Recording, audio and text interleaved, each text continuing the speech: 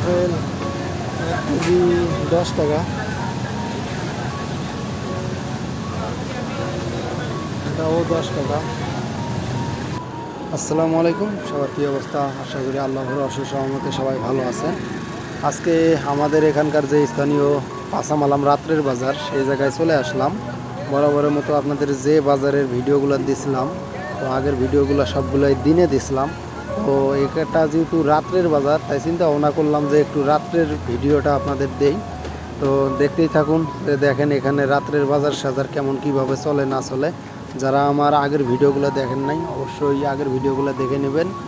তো আজকে ঘুরতেছি মালয়েশিয়ায় কাঁচামালাম অর্থাৎ রাত্রের বাজারে। আপেল 1 কেজি 10 টাকা। এটাও 10 টাকা। এটাও 10 টাকা।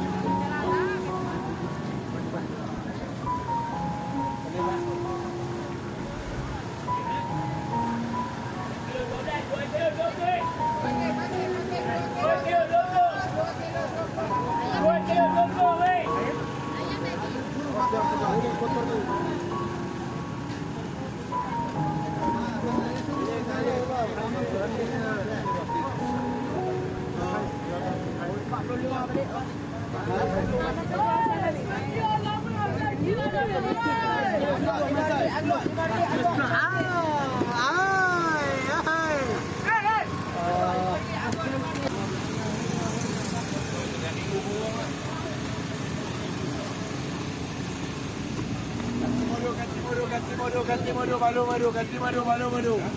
Original, vai.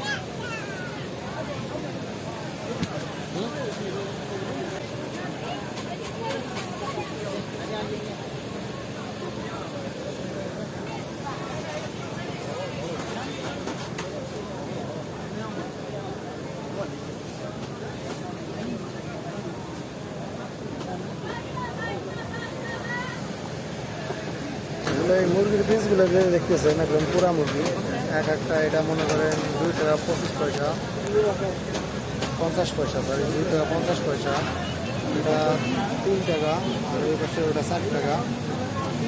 তো এরকমভাবে তারা পুরা মুরগি বিক্রি করে। আসলে এই মুরগিগুলো এই দেশের লোক, তারপর পাশাপাশি অন্যান্য দেশের লোকজন, আমরা ফরেনার যারা, তারাও অনেকে আর কি পছন্দ করি। তো এইসব দোকানে সবসময় ভিড় থাকে। আর এখন দেখতেছেন অন্যান্য সময় আপনাদের দিনের ভিডিও দেখাইছিলাম, আজকে রাত্রে আসছি।